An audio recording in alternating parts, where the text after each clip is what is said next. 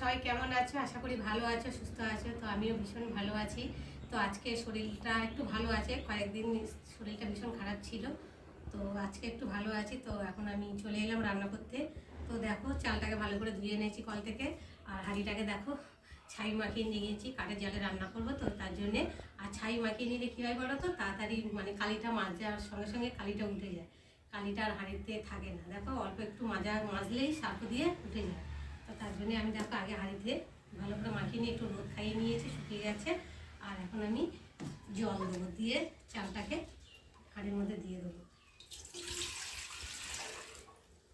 তো বন্ধুরা, তোমরা কারা কারা এরকম কাঠের জালে রান্না করো আমাকে অবশ্যই জানিও। আর রান্নার আগে তোমরা অবশ্যই হাঁড়িতে এইভাবে ছাই মাখিয়ে নিও, তো দেখবে তোমাদের সুবিধা হবে, অতটা কষ্ট বোধ হবে না। যে হাঁড়ি কালি হলে তুলতে কষ্ট হবে, অতটা কষ্ট হবে না। এই গরম পড়ে যাচ্ছে এবার আস্তে আস্তে, আর বাইরে রান্না করবো না, কেননা ভীষণ গরম হবে। আর গাছ কেটেছিল কয়েকটা গাছ, তো সেগুলো 2 মাস ধরে পুড়াচ্ছি, আর বেশি কাঠ নেই, যদিও অল্প রয়েছে। আর হাঁড়ির জলটা একটু বেশি হয়ে গেছে, একটু কমিয়ে। কাঠের জালে রান্না করতে ভীষণ ভালো লাগে, কেননা কাঠের জালে রান্না করলে তাড়াতাড়ি রান্নাও হয়ে যায়, আর রান্নাবান্নাগুলো টেস্টও হয় খেতে। তো যারা কাঠের জালে রান্না করো তারা জানো যে কতটা টেস্ট হয় কাঠের জালে, বিশেষ করে আরও মাংস। দেখো আমি এখন হাঁড়িতে চালটা দিয়ে দিচ্ছি।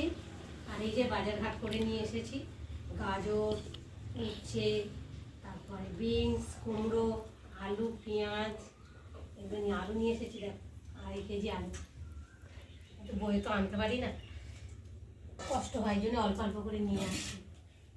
2.5 কেজি আলু, বুঝতে পারছো? আর এখানে এই যে গাজর, এই যে উচ্ছে, কুমড়ো, এই যে বিনস, সব অল্প অল্প করে নিয়ে এসেছি। রান্না করবো, কী রান্না করবো ঠিক হয়নি, সবে ভাতটা বসাবো। আর এখানটা দেখো, এই যে আজকে চিকেন হবে, এখানে চিকেনটাকে নুন, হলুদ, লঙ্কা, তেল ভালো করে ধুয়ে এই যে মাখিয়ে রেখেছি। 1 ঘন্টা হয়ে গেছে মাখিয়ে রেখেছি।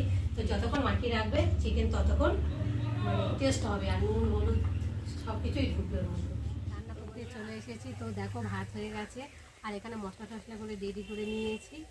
আর এখানটা এই যে চিকেনের জন্য এই যে আলু ভেজে নিচ্ছি আগে।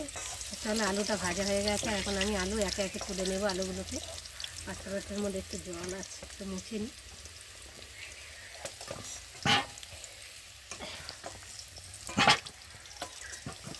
আলু শব্দ যায়। তো দেখো আলুগুলো ভাজা হয়ে গেছে, আর তুলে নিয়েছি। কড়াতে তেল আছে, আর তেল দেবো না, কেন চিকেনে একটু তেল মাখিয়েছি বেশি করে। আর এই যে এখন তেজপাতা দিয়ে দেবো, তেজপাতাটা একটু ভালো করে ভেজে নেব। আর এখন দিয়ে দেবো পেঁয়াজ কুচি, আর দিয়ে দেবো কটা কাঁচা লঙ্কা। যেহেতু চিকেনের মধ্যে গুঁড়ো লঙ্কা মাখিয়েছি, ওই জন্য এর মধ্যে আর গুঁড়ো লঙ্কাটা আমি দেবো না। পেঁয়াজটা একটু ভালো করে ভেজে নেব।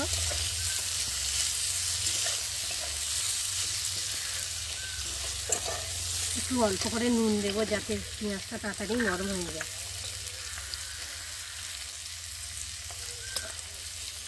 নুন দিলে পেঁয়াজটা নরম হয়ে যায়, একটু ভাজা ভাজাও হয়। পেঁয়াজটা ভালোভাবে ভাজা ভাজা হয়ে গেছে একটু। আর এখন আমি দিয়ে দেবো এটা, এই যে রসুন বাটা দেবো, আদা বাটা, আর দেবো জিরে বাটা, দিয়ে মশলাটা ভালো করে কষিয়ে নেব।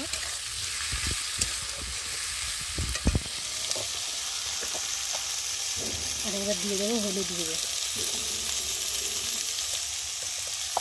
হলুদ গুঁড়ো অল্প দিলাম, সেজন্য মাখিয়েছি বেশি করে, এই জন্য একটু কালারের ধুয়ে দিলাম, কেমন লাগছিল সাদা কাঁচাটা হয়েছে, এই জন্য।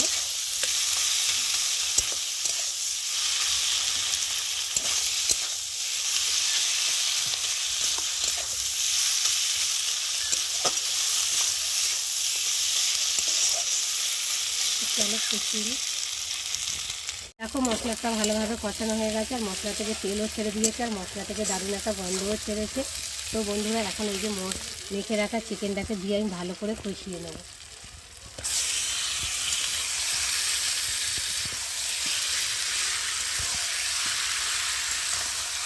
তো বন্ধুরা, তোমরা কেমনভাবে চিকেন বানাও আমাকে কিন্তু অবশ্যই কমেন্ট করবে। তো আমি যেভাবে বানাই তোমাদের সাথে সেভাবেই শেয়ার করি।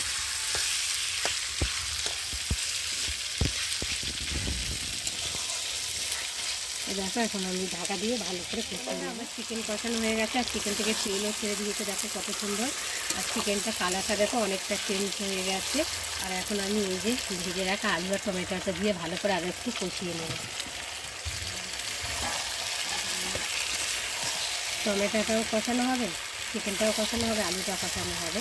তো এখন আমি চিকেনটাকে ভেঙে দেবো না, ফাটিয়ে দেবো না। তো পরে কষাতে কষাতে আপনি মানে ঝরে যাবে, তখন ফাটিয়ে দেবো। কেননা এখন দিলে তো চিকেনটা ভালোভাবে মানে নরম হবে না, শক্ত শক্ত আর ছ্যাবড়া ছ্যাবড়া ভাব মতো হবে, বুঝতে পারছো। আর এখন আমি ওই জন্যে টমেটোটা দেখো চিকেনের সাথে আলুর সাথে এখন ভালোভাবে কষিয়ে নেব। পিসটা দেখো, দেখো আমার মেন লেগ পিস খাবার ছবি, ওই জন্য এই যে বড় লেগ পিস নিয়ে বলেছি, লেগ পিস খাবে। চিকেন আনলেই বলবি লেগ পিস আনবে।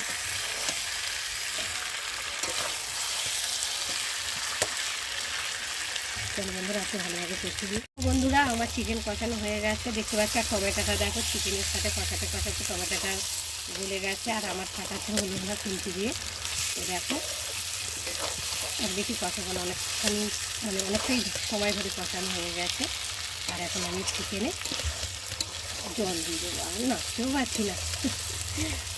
চলো আমি এখন চিকেনের জলটা দিয়ে দিই।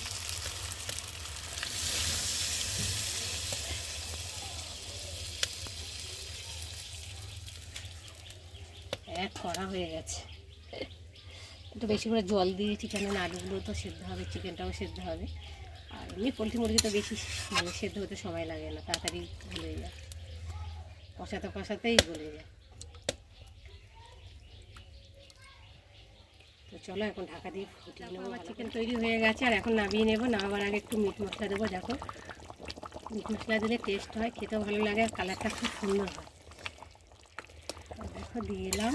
আর একটু স্বাদ অনুযায়ী একটু চিনি দিয়ে দেবো। তো বন্ধুরা, আজকে আমার চিকেন রেসিপি কেমন লাগলো তোমরা কিন্তু অবশ্যই কমেন্ট করবে, ঠিক আছে। আর ভালো লাগলে লাইক কমেন্ট শেয়ার করো। আর আমার চ্যানেলে যদি নতুন হয়ে থাকো চ্যানেলটাকে সাবস্ক্রাইব করো। তো চলো আবার দেখা হবে পরের ব্লগে। ততক্ষণ তোমরা সাবস্ক্রাইব করতে থাকো আর আমি এদিকে ঢালতে থাকি।